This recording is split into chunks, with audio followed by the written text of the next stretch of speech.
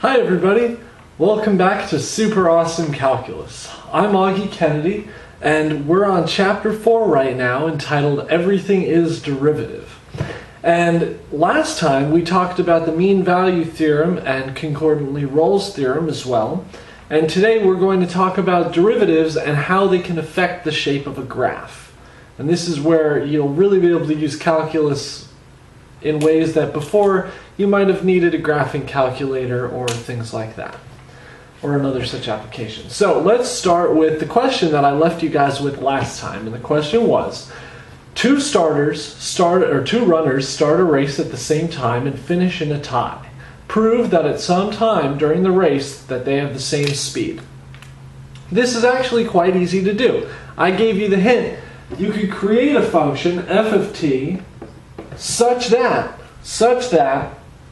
g of t minus h of t existed, and g of t was runner 1, or runner A, h of t was runner B. Now you could have done it that way, but you don't necessarily need to, it just makes things easier. So what I always recommend doing with a problem like this is showing something, graphing it. So we know that there's probably not going to be any negative time, but let's leave a little bit of an axis there anyway. Here's 0, and here's the end. So the start is right here. This is A, and the end is right here. This is B. So that's your closed interval, A to B. Now, we know that these are runners, so it's going to be continuous and differentiable. And we know that they started right here at 0, and they ended at the same time, in a tie. So, if they ended a tie, that means that the difference between runner A and runner B at the beginning, there was no difference. They started at the same time. And if they ended a tie, that means that, once again, the difference between runner A and runner B is 0. There's no difference, it's a tie. So f of t is going to be 0 at A, and f of t is going to be 0 at B. Now you have everything you need to solve this problem. Because we know Rolle's theorem. And Rolle's theorem states that if a function exists that is continuous between the open interval, or the closed interval AB, and differentiable on the open interval AB, which it is in both cases, and f of A equals f of B, which they do, then there exists some number C such that the derivative is 0. In other words, there could have been a difference like this, but at some point, this derivative was 0, that derivative was 0, and it crossed 0. So, what this is really saying is that we can also remember that if f of t equals g of t minus h of t, then f prime t must equal g prime t minus h prime t. And if at some point f prime t was 0, that means that g prime t equaled h prime t at some point. And that is proof via Rolle's theorem that this works. Now, today we're going to talk about the way that derivatives affect the shapes of graphs. This is actually kind of cool, and it's not too hard to understand. The book gives very good polynomials that you can work with, but we're just going to try, for the most part, to stick to really basic polynomials. The first idea is whether or not a function is increasing or decreasing. We have a function like f of x equals x squared. Okay? If we graph that, we can say that, let's call this like -2, -1, 0, 1, 2. All right, we can see that going from left to right, that these numbers are going from something high, like 4, to something low, like 1, as we're going from a negative, as we're going from a low negative number moving forward. Now, we'd say that a function like that is decreasing. We could say a function like this is increasing because as it goes from 0 to 1, its y value goes from 0 to 1. As it goes from 2 to 4, or 1 to 2, it goes from 1 to 4. So we're having an increasing function. But there's another way to prove this. Let's say we don't know what x squared looks like.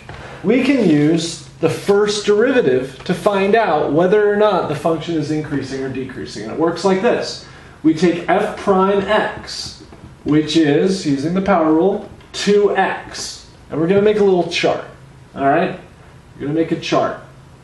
When we need to figure out when f of x is positive and when f of x is negative. Because if f prime x is greater than 0, it's increasing. The function is increasing. If f prime x is less than 0, the function is decreasing. Now what happens at 0? We'll cover that in a second. So let's make up a little chart.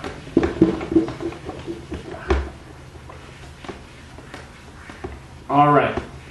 We've got f of x, we haven't forgotten, f of x equals 2x, or f of x equals x squared.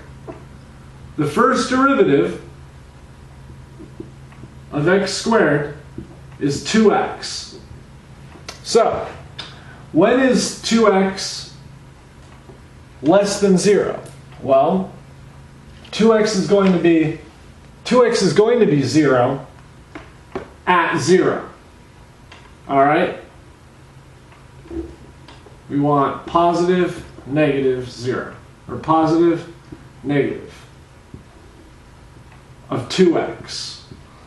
2x is negative whenever x is less than 0, because it's going to be 2 times a negative number, which is always going to be a negative number. So if x is less than 0, it's negative. It's decreasing. If x is greater than 0, for instance 1, 3, 0.25, we're going to have it increasing. So this says that on either side of 0, on the negative side of 0, it's decreasing. On the positive side of 0, it's increasing. Now we can take a second function right here. F of x equals x cubed. We know what that looks like, but let's examine something here. F prime x equals 3x squared. When is it increasing? When is it decreasing? Well, see, here's the thing. We can plug in any number to x squared and it's going to be positive. So it's never decreasing. It's always increasing. X equals all real numbers. All right? So let's look at this graphically. Does this make sense?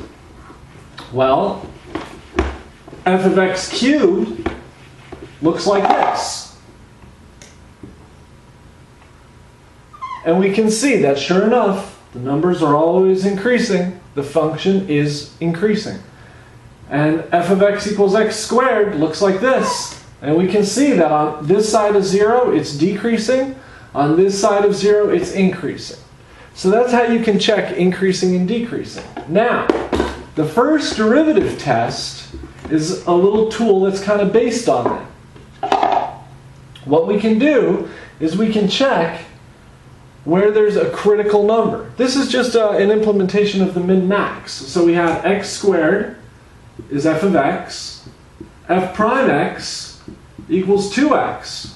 We know that there's a critical number. We know that there is a critical number there at f prime x, or f prime 0 equals 0. All right? Or f prime x equals 2x equals 0 at x equals 0. Okay? So, we know that that's true. So what we do is we examine what the critical number, and we examine the behavior increasing, decreasing on either side of it. we remember with our little table that is, if x was greater than 0, x squared was increasing. If x was less than 0, x squared was decreasing. So what this says is that if a function goes from decreasing to increasing, left to right, decreasing to increasing, then we can say that it has a local minimum at that critical point, at this critical number. If it's the other way around, if it goes from increasing to decreasing, you can just visualize this. If it goes from increasing to decreasing, it has a maximum at that point, at that critical number. So that's the first derivative test. Just something to note. Let's remember f of x equals x cubed. We just did this one. Now f of x equals x cubed, f of x, the derivative is 3x squared. There's a critical number there at x equals 0. But we remember that it doesn't change signs. It's never negative, always positive. In that case, the first derivative test says nothing about minimums and maximums. It says that it has no local minimum and no local maximum. So that's just something to keep in mind as we continue towards the idea of concavity. All right? Now, we're pretty good on increasing, decreasing, maximums, and minimums. Let's look at concavity. And let's look at our old friends, f of x equals x squared, a little graph, and f of x equals x cubed. All right? What do we know? Well, we know that f of x squared looks like that. F of x cubed looks like that. Do you see how there's a little bowl with the parabola x squared? How it kind of makes a U? A good way to remember concavity is U is concave up, upside down bowl like this, concave down. Now you can notice right here in x cubed, you can already see that we've got some concave up, some concave down. We'll explore that in a moment once we explore how to find this out. Alright, well here's what we need to know. We need to know the second derivative of a function for its concavity. First derivative tells us increasing, decreasing, maximum, minimum. Second derivative tells us concavity. So if the first derivative of x squared is 2x, the second derivative of x squared is 2, the derivative of the first derivative. If the derivative of f of x cubed is 3x squared, then the second derivative is 6x. Okay? So, what does this mean? Well, it means that right here we can see that the second derivative of x squared is 2.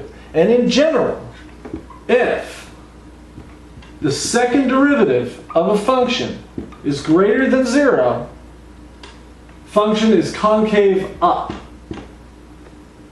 Alright? On that interval. If f double prime x is less than 0, the function is concave down. What happens at 0? Once again, we'll address in just a moment. So, right here we can see that x squared, the second derivative, is always greater than 0. So, f of x equals x squared. Whatever it looks like, it must be concave up. And we can see that that's true, because the parabola, f of x equals x squared, is always concave up. It's always a u. Now, let's look at the f of x equals x cubed. That's kind of interesting. F of x equals x cubed, well, it doesn't equal 0 for both sides all the time. So, what we need to do is we need to examine on both sides exactly the way this works. What's going on with the function? Here's f of x equals x cubed. The derivative, the second derivative, is increasing whenever x is greater than 0. In other words, or the second derivative is positive when x is greater than 0. We know the function is always increasing from the first derivative. By the second derivative, 6x, we can plug in 1, we can plug in 3, we can plug in 0.267. Anything greater than 0, and we have a positive number in the second derivative. Anything less than 0, conversely, we have a negative number. And what happens when we go from a positive to a negative in the second derivative test? We have what's called an inflection point. And the inflection point tells us that we're switching from concave up, inflecting, to concave down, or vice versa. It depends. Obviously, if it's less than 0, it's going to be concave down up to the inflection point, and the inflection point is obviously at 0 because that's where it changes from being concave down to concave up. That means that we're going to write an increasing concave down function until 0, and then we're going to write another increasing concave up function. And that's why x cubed looks the way that it does. Okay, now that brings us to the second derivative test. The second derivative test is the last thing that we're going to talk about in this lecture. It's pretty easy to understand. The second derivative test says, if f double prime, we're once again assuming that f is the way it is, if f prime is continuous at c, or not at c, big mistake, if it's continuous near c, then A, if f prime c, if the first derivative is 0 and the second derivative is greater than 0, f has local min at c. And the opposite is also true. If the first derivative, f prime c, is 0, and f double prime c is less than 0, f has local max at c. This is actually really easy to understand. This is really easy to understand, and it takes us back to the first derivative test. A maximum, by definition, it's always easy to think of a maximum. Think of like an upside down bowl. That's a maximum, all right? Here, that point at the bottom of the U is a minimum. Well, what this is saying is that if the derivative is 0, and f of c, or f double prime c, the second derivative of c is greater than 0, like this, if it's greater than 0, it must be concave up. Well, if it's concave up, and there's a minimum at the bottom, and there's a horizontal line at the bottom, that must mean that it's a minimum. And that's exactly what it's saying. What it says here is if the derivative is 0, and f double prime c is greater than 0, or is less than 0, well, then if f double prime c is less than 0, we already know that that means that it's concave down. And if there's a flat line on the top of that, a horizontal tangent line at the top of that, that must mean that it's a maximum.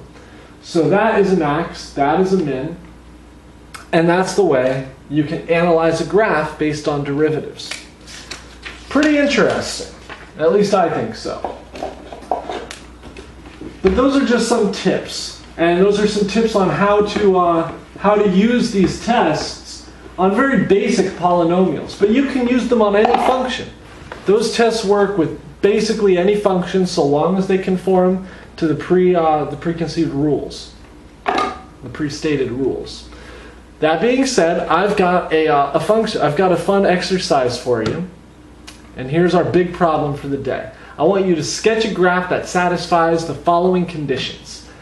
The first derivative of 0 equals the derivative of f at 0 is the same as the derivative of f at 2, which is the same as the derivative of f at 4, which is 0. In other words, there's a horizontal tangent line at 0, 2, and 4. The first derivative of x is greater than 0 if x is less than 0, or 2 is less than x, which is less than 4, or x is between 2 and 4. The first derivative is less than 0 if x is between 0 and 2, or x is greater than 4.